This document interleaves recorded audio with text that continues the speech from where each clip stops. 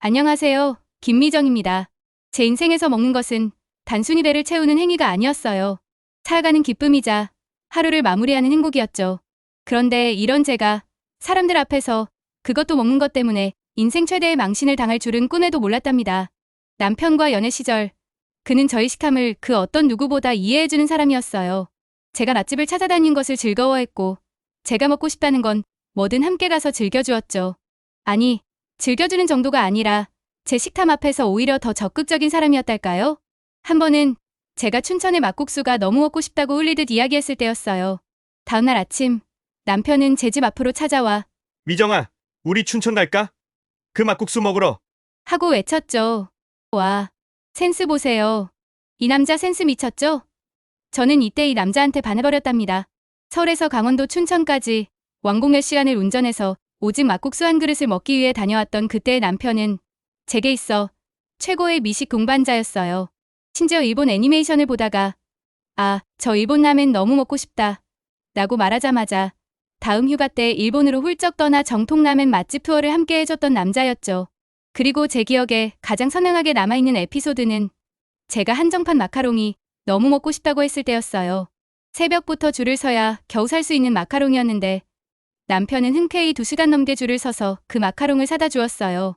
그때 저는 확신했죠. 아, 이 남자다. 내 인생의 짝을 만났다. 그만큼 그는 제 먹는 즐거움을 소중하게 여겨주는 사람이었답니다. 그때는 몰랐어요. 그 모든 것이 결혼 후에는 송두리째 바뀔 거라는 것을요. 결혼 후 신혼의 단꿈이 채 가시기도 전이었어요. 주말 오후 저희는 백화점 푸드코트에서 점심을 먹고 있었죠. 저는 새로 생긴 일식집의 특제 연어덮밥이 너무 먹고 싶어서 남편에게 신이 나서 설명했어요. 여보, 저 연어덮밥 봐. 연어가 진짜 두툼하고 윤기가 좌르르 흐르는 게 오늘 저거 꼭 먹어야겠어. 남편은 제 말을 대충 듣는 둥 마는 둥 하더니 툭 한마디 던지는 거예요. 야, 김미정. 너는 무슨 식충이냐? 먹는 거 앞에서 아주 정신을 못 차리네. 순간 제 숟가락이 멈칫했어요. 주위를 둘러보니 저희 테이블 근처에 있던 몇몇 사람들이 저희를 쳐다보는 것 같았어요. 얼굴이 확 달아올랐죠. 연애 때는 한 번도 들어보지 못한 말이었어요. 식충이라니, 제가 그렇게 먹는 것에 집착하는 사람으로 보였던 걸까요? 저는 그날 이후로 남편이 저를 식충이, 먹보, 돼지 같은 말로 무시하기 시작했다는 것을 깨달았어요. 그리고 그 단어들은 결혼 후 저희 부부 싸움의 단골 메뉴가 되었답니다. 연애 시절 저희 식탐을 그토록 예뻐하고 맞춰주던 그 남자가 맞나 싶을 정도로 말이죠. 그 말 한마디 한마디가 제 가슴에 비수처럼 꽂혔고 저희의 신혼생활은 달콤함보다는 씁쓸함으로 채워지기 시작했어요. 결혼하고 처음 맞이하는 남편의 생일이었어요. 저는 정말 잘해주고 싶었죠. 남편이 좋아하는 한식 위주로 상다리가 부러지게 차려주고 싶었지만 제 특기이자 행복은 새로운 맛집 탐험이었잖아요. 그래서 고민 끝에 남편의 취향을 존중하면서도 제 취향을 살린 특별한 곳을 예약했어요. 바로 퓨전 한정식 코스가 유명한 레스토랑이었죠. 고급스러운 분위기에 제 기대는 한껏 부풀어 올랐어요. 남편도 모처럼 근사한 곳에 오니 기분이 좋아 보였고요. 에피타이저부터 메인 요리까지 정갈하고 맛깔스러운 음식들이 연이어 나왔어요. 저는 하나하나 음미하며 연신 감탄사를 내뱉었죠. 여보, 이거 봐요. 이 육회 타르타르. 진짜 예술이다. 입에서 살살 녹아요. 하지만 남편은 시큰둥한 표정이었어요. 젓가락으로 겨우 몇 점 집어먹더니 이내 흥미를 잃은 듯했죠. 그러다 드디어 마지막 코스인 식사가 나왔어요. 저는 기대했던 퓨전솥밥과 제철나물 무침을 보며 행복해했어요. 그런데 남편이 숟가락으로 밥을 몇 번 뒤적거리더니 뜬금없이 한숨을 푹 내쉬는 거예요. 하, 김미정. 난 솔직히 이런 밥이 왜 비싼지 모르겠네. 그냥 뜨끈한 흰쌀밥에 김치 하나면 충분한데 말이야. 이럴 거면 집에서 김치찌개나 끓여 먹을 걸 그랬다. 굳이 이렇게 돈 들여서 쓸데없는 거 먹어야 했어? 순간 제 머릿속이 하얘졌어요. 주변 테이블에서 들려오던 잔잔한 대화 소리도 나지막이 흐르던 재즈 음악도 더 이상 들리지 않았죠. 제 눈에는 그저 남편의 비웃는 듯한 표정과 제가 한껏 기대했던 음식을 쓸데없는 것으로 치부하는 그의 입술만 보였어요. 그의 말은 생일이라는 특별한 날을 망치는 것을 넘어 제 노력을 한순간에 무가치하게 만들었죠. 그날 이후 저는 남편 앞에서 제가 좋아하는 음식을 이야기하는 게 망설여지기 시작했어요. 먹는 즐거움이 주는 행복보다 남편의 비난을 받을까 하는 불안감이 더 커진 거죠. 시온의 단꿈은 그렇게 저희 식탐과 함께 조금씩 깨져나가고 있었습니다. 남편의 쓸데없는 것 발언 이후 저는 왠지 모르게 남편과의 식사 자리가 불편해지기 시작했어요. 여느 때는 그렇게나 즐거웠던 외식도 결혼 후에는 마치 숙제처럼 느껴졌죠. 특히 주말 외식은 저희 부부 갈등의 뇌관이나 다름없었습니다. 그날도 어김없이 주말 아침이 밝았어요. 늦잠을 자고 일어난 저는 벌써부터 점심 메뉴를 고민하고 있었죠. 지난주부터 눈여겨봤던 브런치 맛집이 있었어요. SNS에서 비주얼만으로도 침샘을 자극하는 에그 베네딕트와 프렌치 토스트 사진을 보고 꼭 한번 가보고 싶었거든요. 사실 그 브런치 맛집을 찾기 위해 저는 밤늦도록 스마트폰을 손에서 놓지 않았어요. 인스타그램 해시태그는 기본이고 맛집 블로그를 수십 개 뒤지고 심지어는 유튜버들의 내돈내산 브런치 리뷰 영상까지 꼼꼼하게 찾아봤죠. 리뷰 하나하나를 분석해서 대기 시간이 얼마나 긴지, 어떤 메뉴가 시그니처인지, 주차는 편한지까지 세세하게 파악했어요. 마치 중요한 시험 공부를 하는 것처럼 말이죠.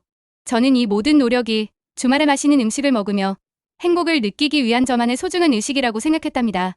여보, 오늘 점심은 저번에 제가 말했던 거게 어때요? 새로 생긴 브런치 맛집인데 사진 보니까 진짜 맛있어 보여요. 제가 어제 밤새 검색해서 찾아봤는데 웨이팅은 좀 있어도 진짜 평이 좋더라고요. 잔뜩 기대에 찬 목소리로 남편에게 물었어요. 남편은 식탁에 앉아 신문을 보고 있었는데 제 말에는 눈길도 주지 않고 응? 하고 건성으로 대답했죠. 브런치 맛집이요. 예쁜 접시에 나오는 거 있잖아요. 계란 노른자 톡 터뜨려서 제가 더 자세히 설명하려 하자 남편은 신문을 탁 내려놓으며 한숨을 푹 쉬었어요. 아, 또 그런 애들 장난 같은 음식? 김미정, 제발! 주말까지 기름진 거 먹고 싶지 않아. 그리고 밤새 그런 거 검색할 시간에 차라리 재테크 공부를 하든가. 아니면 영어 단어도 하나 더 외우는 게 인생에 훨씬 도움이 될 텐데. 넌 도대체 언제 철들래? 이럴 거면 집에서 김치찌개나 끓여 먹는 게 100배 낫겠다. 굳이 이렇게 시간 낭비, 돈 낭비해야겠어? 애들 장난 같은 음식에 이어 제 소중한 노력을 시간 낭비, 돈 낭비로 치부하고는 철없다는 훈계까지 들으니 순간 제 머릿속이 하얘졌어요. 제 눈에는 그저 남편의 비웃는 듯한 표정과 제가 한껏 기대했던 음식을 쓸데없는 것으로 치부하는 그의 입술만 보였어요. 그렇게 제 마음은 마치 먹다만 음식처럼 허전하고 씁쓸했어요. 결국 저희는 그날도 남편이 고집하는 설렁탕집으로 향했어요. 저는 설렁탕을 먹는 내내 숟가락만 맴돌았고 남편은 그런 저를 보며 맛있지? 그러게 내가 뭘 했어. 괜히 이상한 거 먹자고 하지 말고. 라며 훈계를 늘어놓았어요. 그렇게 저희 부부의 주말 외식은 항상 남편의 한식 고집과 제 새로운 메뉴에 대한 갈망이 부딪히는 전쟁터가 되었습니다. 저는 점점 더 혼자서 맛집을 찾아 나서는 일이 많아졌고 저희 식탁 위에는 대화 대신 침묵의 그림자가 길게 드리워졌죠. 남편의 훈계와 싸늘한 시선 앞에서 저는 점차 집에서의 식사나 남편과의 외식을 포기하게 되었어요. 어차피 제 취향은 애들 장난 같은 음식이거나 쓸데없는 것으로 치부될 뿐이었으니까요. 하지만 제 안의 식탐은 결코 사라지지 않았죠. 오히려 억눌릴수록 더 강렬하게 솟아났답니다. 그래서 저는 나 홀로 미식 탐험대를 꾸리기로 결심했어요. 가장 먼저 떠오를 곳은 바로 지난 주말 남편에게 퇴짜 맞았던 그 브런치 맛집이었어요. 국에 다쳤던 남편과의 외식 문 앞에서 저는 저만의 새로운 문을 열기로 했죠. 주말 아침 남편이 늦잠을 자는 틈을 타 몰래 집을 나섰어요. 오픈 시간에 맞춰 도착했지만 이미 제 앞에는 긴 줄이 늘어서 있었죠. 남편이라면 이런 데 줄 서서 먹을 시간에 자느나 더 자라고 했을 테지만 저는 오히려 이 기다림이 설레는 의식처럼 느껴졌어요.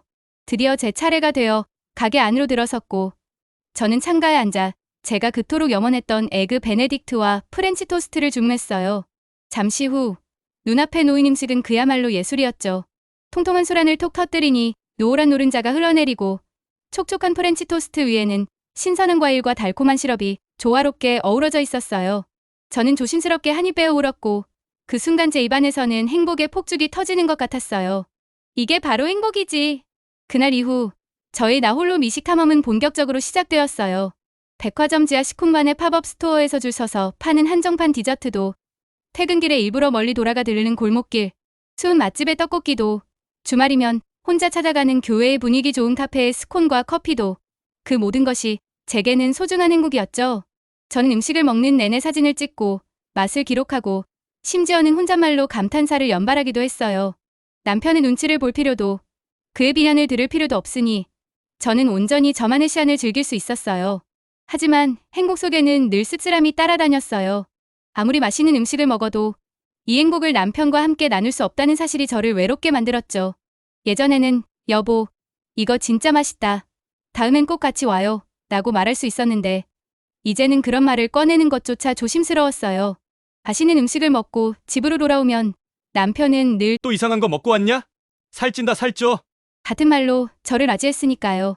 결국 저의 미식 탐험은 저만의 비밀스러운 위안이 되어갔어요. 하지만 제 마음 한구석에는 여전히 언젠가는 남편과 함께 진심으로 맛있는 음식을 나누며 웃을 수 있는 날이 오기를 바라는 작은 희망이 남아있었답니다. 저는 그렇게 남편 몰래 저만의 미식 탐험을 이어갔어요. 하지만 제 안의 식탐 세포들은 가끔 통제불능 상태가 되곤 했죠. 특히 제게 새로운 생명, 우리 쭉쭉이가 찾아왔다는 걸 알게 되었을 때 저희 식탐은 그야말로 폭발했습니다. 입덧이 끝난 후 찾아온 먹더진 저를 완전히 다른 사람으로 만들었어요. 임신 5개월 무렵이었을까요? 문득 수플레 팬케이크가 미친 듯이 먹고 싶은 거예요. 그것도 그냥 수플레 팬케이크가 아니었어요. SNS에서 봤던 구름처럼 폭신하고 입에서 사르르 녹는 듯한 딸기와 생크림이 잔뜩 올라간 바로 그 수플레 팬케이크였죠. 머릿속에 그 그림이 그려지자 당장이라도 달려가서 먹어야 할 것 같았어요. 퇴근하고 돌아온 남편에게 조심스럽게 이야기를 꺼냈어요. 여보, 저 오늘 수플레 팬케이크가 너무 먹고 싶어서요. 아니, 쭉쭉이가 먹고 싶대요.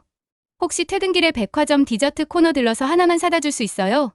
남편은 소파에 앉아 TV를 보고 있었는데 제 말을 듣자마자 인상을 팍 찌푸린 거예요. 또 김미정, 너 요즘 너무 먹는 거 아니야? 안 그래도 배 나왔다고 옆으로 굴러다녔네. 뭐 수플레? 그런 설탕 덩어리를 왜 굳이 찾아 먹어? 몸에도 안 좋은 거. 아니, 여보, 쭉쭉이가 먹고 싶다잖아요. 임신해서 먹고 싶은 걸 어떡해요. 지금 아니면 언제 먹겠어요. 쭉쭉이가 이렇게 원하는 건데.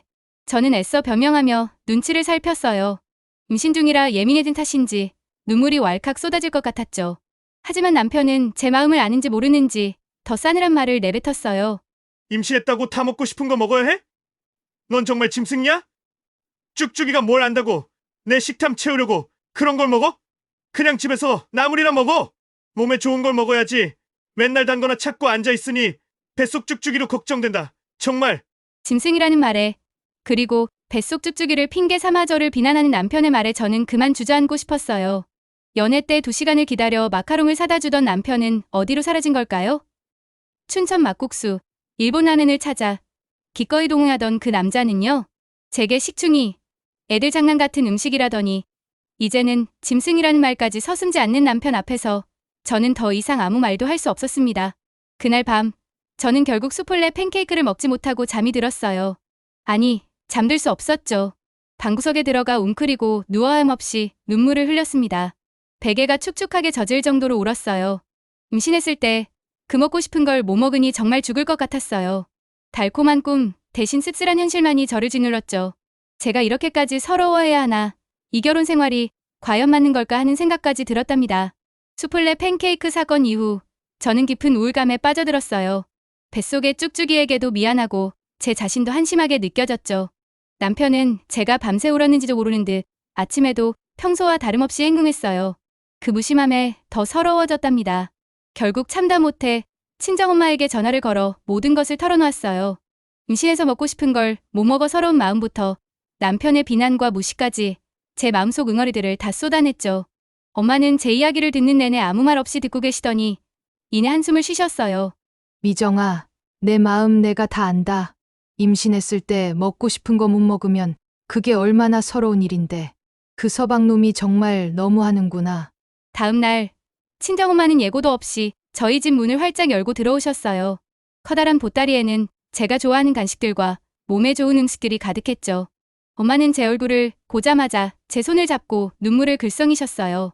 우리 딸, 이렇게 홀쭉해져서 어떡하니? 쭉쭉이도 걱정되네. 엄마가 맛있는 거 잔뜩 해줄게. 실컷 먹어라. 그날 저녁 엄마는 남편이 퇴근하고 오자마자 거실로 불러 앉히셨어요.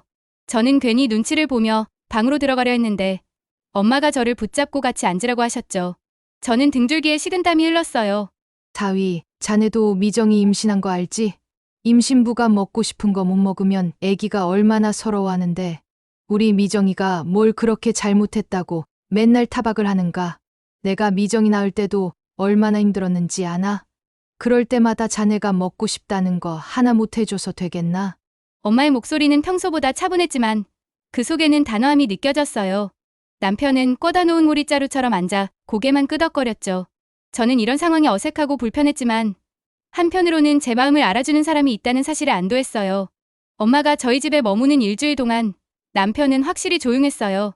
제가 뭘 먹고 싶다고 하면 군말 없이 듣고 심지어는 엄마가 차려주신 음식들을 묵묵히 먹기도 했죠. 저도 엄마가 옆에 계시니 남편 눈치 보지 않고 당당하게 제가 먹고 싶은 걸 먹을 수 있었어요. 식탁에도 모처럼 온기가 돌았고요. 아, 이제 좀 괜찮아진 걸까? 엄마 덕분에 남편이 변했나 봐. 저는 작은 희망을 품었죠. 하지만 그건 착각이었어요. 엄마가 떠나고 문이 닫히는 순간 얄팍했던 평화는 마치 신기루처럼 사라졌답니다. 남편은 다시 예전에 그 싸늘한 눈빛으로 돌아와 저를 식충이라 부르기 시작했어요. 저는 다시 혼자 몰래 숨어서 간식을 먹거나 주말에 남편 몰래 맛집을 찾아 나서야 했죠. 그 짧은 평화가 오히려 저를 더 깊은 실망감에 빠뜨렸어요. 친정엄마의 방문으로 잠시 찾아왔던 평화는 신기루처럼 사라졌고 저는 다시 예전의 숨죽인 식생활로 돌아왔어요. 그리고 얼마 후 제 삶에 찾아온 또 다른 큰 변화는 바로 육아였습니다. 쭉쭉이가 태어나고 저는 한 아이의 엄마가 되었죠. 기쁨도 잠시, 쉴 틈 없는 육아는 제 체력을 바닥내고 스트레스를 극에 달하게 만들었어요. 밤낮으로 이어지는 수유와 기저귀 갈기, 이유식 만들기는 물론이고 아기가 울기라도 하면 저는 제정신이 아니었어요. 피곤하고 지쳐서 쓰러질 것 같은 날들이 이어졌죠. 육아 스트레스가 극심해지자 저도 모르게 먹는 것으로 스트레스를 풀기 시작했어요. 매콤한 떡볶이, 달콤한 케이크, 짭짤한 과자, 손에 잡히는 대로 먹어치웠죠. 물론 남편 몰래 어느 날 밤이었어요. 쭉쭉이를 겨우 재우고 나왔는데 부엌에 남편이 맥주를 마시고 있더라고요. 저는 너무 피곤하고 배고파서 컵라면 하나를 끓여 먹고 있었죠. 꼬들꼬들한 맨발을 한 입 가득 넣는 순간 스트레스가 잠시나마 풀리는 것 같았어요. 그런데 남편이 컵라면을 보더니 혀를 차는 거예요. 아이고, 김미정. 또 그런 정크푸드 먹냐? 맨날 그런 것만 먹으니까 살이 안 빠지지. 애 낳았으면 몸 관리 좀 해야 하는 거 아니야? 내가 옆에서 보면 진짜 한심해 죽겠어. 그 순간 제 젓가락이 멈칫했어요. 하루 종일 쭉쭉이 돌보느라 물 한 잔 제대로 못 마시고 겨우 컵라면 하나로 허기를 채우고 있는 저에게 한심하다니요. 제 눈에는 남편이 들고 있는 맥주캔이 더 정크푸드 같아 보였어요. 하지만 저는 아무 말도 할 수 없었어요. 그저 컵라면 연발만 불어 터질까봐 얼른 입으로 가져갈 뿐이었죠. 남편의 잔소리는 더욱 늘어났어요. 제가 뭘 먹으려고 할 때마다 또 먹냐? 살찐다. 그만 좀 먹어라. 아기도 엄마 따라 식탐만 늘겠네. 같은 말들이 쏟아졌죠. 심지어 쭉쭉이가 먹다 남긴 이유식을 제가 아까워서 먹으려고 하면 남편은 격렬하는 눈빛으로 저를 쳐다보며 너 정말 짐승이냐? 애가 남긴 것까지 먹고 싶어? 라고 말했어요. 그때마다 제 자존감은 바닥으로 곤두박질 쳤어요. 제가 정말 식탐 때문에 눈먼 짐승처럼 보이는 걸까? 나는 왜 이렇게밖에 살지 못하는 걸까? 육아 스트레스에 남편의 비난까지 더해지니 저는 점점 더 지쳐갔습니다. 행복해야 할 육아의 순간들조차 남편의 비난 속에서 씁쓸하게 느껴졌고 저희 부부 사이의 거리는 점점 더 멀어져만 갔어요. 육아 스트레스가 극심해질수록 저는 먹는 것으로 위안을 찾으려 했지만 남편의 잔소리와 비난은 더욱 심해졌어요. 식충이, 짐승이라는 말은 이제 너무나 익숙해져 버렸죠. 가장 큰 변화는 저희 부부의 식탁 풍경이었습니다. 예전에는 그래도 마주 앉아 밥을 먹으려 노력했지만 이제는 마주 앉아 먹는 일은 드문 일이었어요. 쭉쭉이가 태어나고 나서는 저만의 미식 탐험도 사실상 어려워졌어요. 아기를 데리고 맛집을 찾아다니는 건 꿈도 꿀 수 없었죠. 그래서 저는 대신 유튜브 먹방 채널을 보며 대리만족을 했어요. 화면 속에서 음식을 맛있게 먹는 사람들을 보며 입맛을 다시고 나도 저거 먹고 싶다는 생각에 한숨을 쉬곤 했죠. 그런데 남편은 제가 먹방을 보고 있으면 옆에서 혀를 차거나 아예 대놓고 격렬하는 듯한 시선으로 쳐다봤어요. 한심하다. 한심해. 꼭 그렇게 남이 먹는 거나 봐야겠냐? 같은 말을 툭툭 내뱉었죠. 하루 종일 쭉쭉이에게 매달려 육아를 하다 보면 저 자신을 챙길 시간은 거의 없었어요. 아침은 대충 건너뛰기 일쑤였고 점심은 쭉쭉이 이유식을 먹이다 남은 찌꺼기를 허겁지겁 입에 쳐넣는 수준이었죠. 말 그대로 식사가 아니라 생존을 위한 행위였어요. 겨우잠을 내서 먹는 음식들은 맛을 느낄 새도 없이 목구멍으로 넘어갔습니다. 그나마 제대로 된 한 끼를 먹을 수 있는 시간은 쭉쭉이가 잠든 고요한 밤뿐이었어요. 남편이 퇴근하고 돌아와 대충 저녁을 먹고 TV를 볼 때 저는 비로소 제 밥을 먹으려고 식탁에 앉았죠.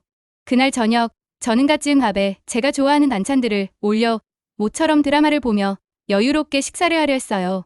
왠지 모르게 그날따라 밥이 유독 맛있게 느껴졌죠. 저는 문득 남편에게 여보, 오늘 이 반찬 진짜 맛있어요. 한번 먹어봐요. 하고 말을 걸었어요. 남편은 힐끗 제 쪽을 쳐다보더니 다시 고개를 돌려 TV에 집중했어요. 또 먹냐? 그러니 살이 안 빠지지. 제가 겨우 한 끼를 제대로 먹는다는 사실은 알지도 못하고 그저 경멸하듯 툭 건지는 말에 제 숟가락은 다시 멈췄어요. 하루 종일 지쳐있던 제 마음에 비수가 꽂혔죠. 제가 진심으로 함께 나누고 싶었던 마음은 또다시 무시당했습니다.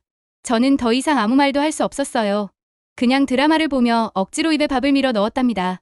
결국 저는 혼자 밥을 먹는 것에 익숙해졌어요. 남편이 퇴근하기 전에 후다닥 먹어치우거나 쭉쭉이를 재우고 나서야 냉장고에서 반찬을 꺼내 혼자 우울하게 식사를 했죠. 주말에는 더 심했어요. 제가 오늘 저녁은 뭘 해 먹을까요? 라고 물으면 남편은 늘 아무거나. 내가 알아서 해. 라고 대답했어요. 심지어 제가 메뉴를 정해서 물어보면 그거 말고 지난번에 먹었잖아. 라며 시큰둥하게 반응했죠. 그러다 제가 뭘 먹고 싶다고 강력하게 이야기라도 할라치면 또다시 식충이 소리가 돌아왔고요. 결국 저는 남편과의 식사 자체가 큰 스트레스가 되었어요. 맛있게 먹는 즐거움은커녕 그저 억지로 밥을 꾸역꾸역 먹는 행위가 되어버렸죠. 식탁은 더 이상 소통의 공간이 아니었어요. 저희 부부 사이의 물리적인 거리만큼이나 감정적인 거리도 멀어져만 갔습니다. 한 식탁에 앉아있지만 마치 다른 세상에 사는 사람들처럼 말이죠. 저는 남편과의 식탁에서 점점 더 외로움을 느꼈어요. 남편의 지속적인 무관심과 비난 속에서 저의 자존감은 바닥을 쳤습니다. 저는 점점 더 움츠러들었고 맛있는 음식을 먹는다는 기본적인 행복조차 죄책감으로 변해버렸죠. 그러던 어느 날 친구 부부와의 식사 자리는 제 마음에 결정적인 균열을 만들었습니다. 오랜만에 만나는 대학 동기 부부와의 저녁 식사였어요. 친구 혜진이는 저와 마찬가지로 먹는 것을 정말 좋아하는 친구였죠. 혜진이 남편 위준 씨는 연애 때부터 혜진이의 식성을 존중해주는 것으로 유명했어요. 저는 오랜만에 편안하게 식사할 수 있을 거라는 기대를 안고 약속 장소로 향했습니다. 저희는 분위기 좋은 이탈리안 레스토랑에 갔어요. 메뉴를 고르는데 혜진이가 민준 씨에게 여보, 나 저번에 먹었던 트러플 파스타 또 먹고 싶어. 자기 생각은 어때? 하고 물었어요. 민준 씨는 환하게 웃으며 혜진이가 먹고 싶다는 거면 나도 좋아.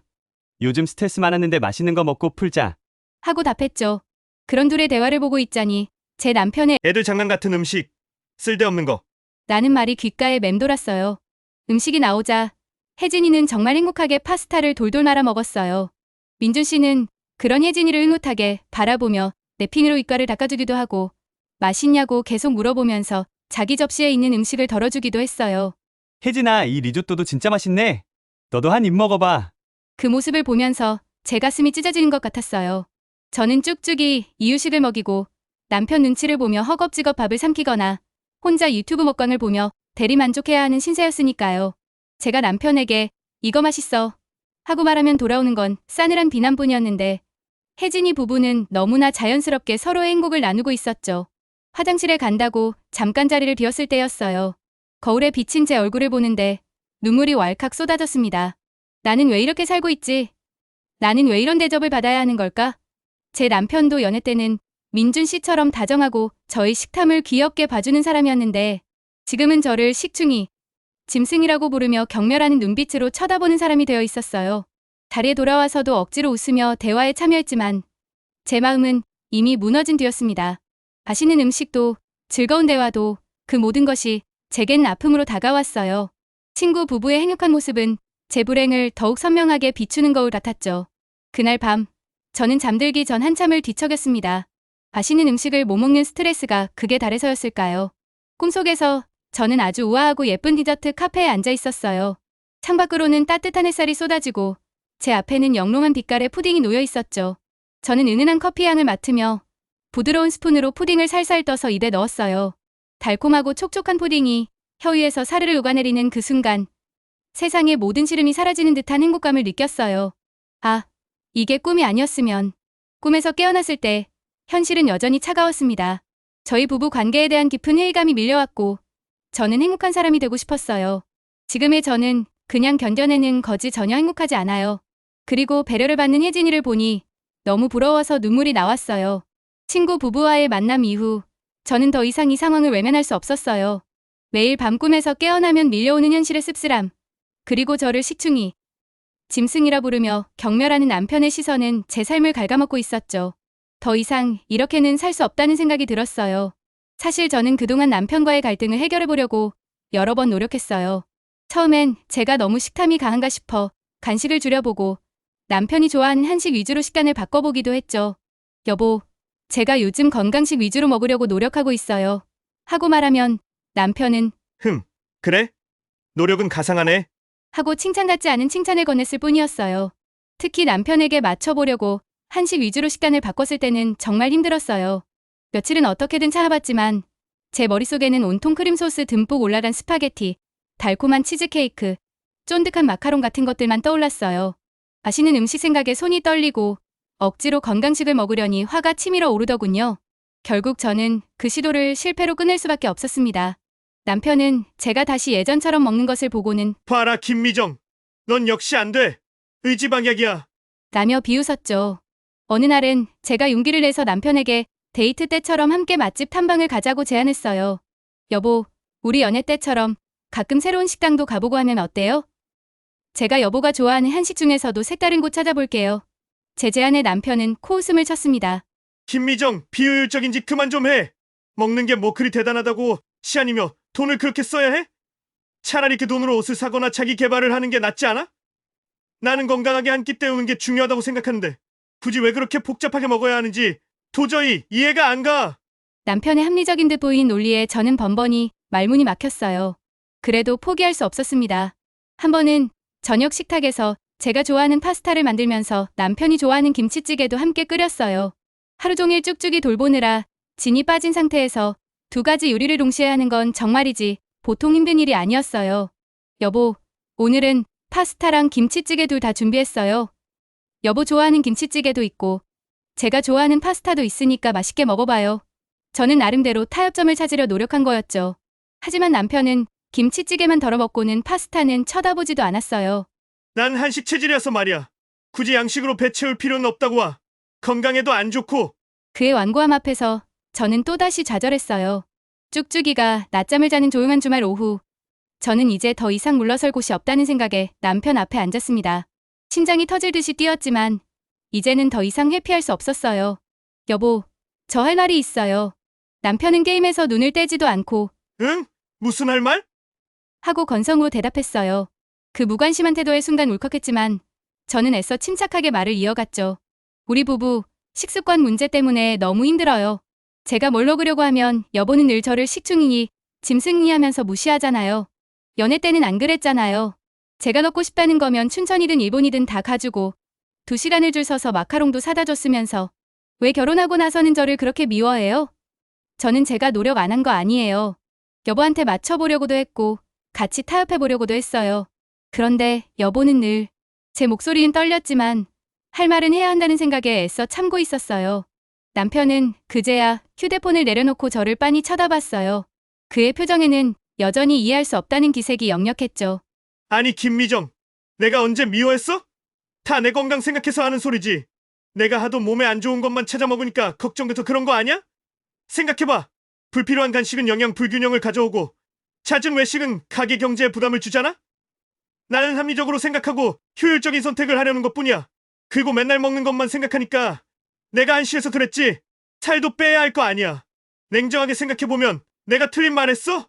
합리적, 효율적이라는 남편의 말은 마치 논리적인 듯 들렸지만 제 마음의 상처는 전혀 이해하지 못하고 오직 자신의 시선으로만 저를 판단하고 있었죠.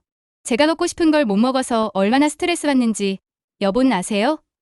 임신했을 때 수플레 팬케이크 하나 못 먹어서 밤새 울고 죽을 것 같았어요. 제가 먹는 즐거움은 그냥 단순히 배 채우는 게 아니라 삶의 행복이라고요. 그런데 여보는 그걸 늘 무시하고 저를 비난했어요. 하루 종일 육아에 지쳐서 겨우 한 끼 제대로 먹으려고 하면 또 먹냐? 살찐다. 고 경멸하고 여보 눈에는 제가 그저 먹는 것밖에 모르는 한심한 사람으로만 보여요. 결국 제 목소리가 높아지고 눈물이 터져 나왔습니다. 남편은 제 울음에 당황한 듯했지만 이내 다시 싸늘한 표정을 지었어요. 쓸데없는 감정 소모 그만해. 나 원참 뭘 그렇게 유난을 떨어? 겨우 먹는 거 가지고 이혼이라도 하자는 거야? 그 순간 제 머릿속이 하얘졌어요. 겨우 먹는 거 가지고 오라니 남편에게는 정말 겨우 그 정도였던 걸까요? 저에게는 삶의 중요한 부분을 송구리째 부정당하는 고통이었는데 말이죠. 더 이상 남편과의 대화는 의미가 없다는 생각이 들었어요. 저는 그대로 자리에서 일어나 방문을 열고 나왔습니다. 복잡한 감정들이 제 머릿속을 휘젓고 있었죠. 인생에서 가장 중요한 부분이 이렇게나 맞지 않는 우리 부부. 과연 이혼이 답일까요? 아니면 이 식습관의 간극을 좁히고 서로를 이해하며 함께 살아갈 수 있는 방법이 정말 있을까요? 저는 아직 그 답을 찾지 못했습니다. 여러분은 제가 어떻게 하면 좋을 것 같으세요? 제 이야기를 들어주셔서 감사합니다.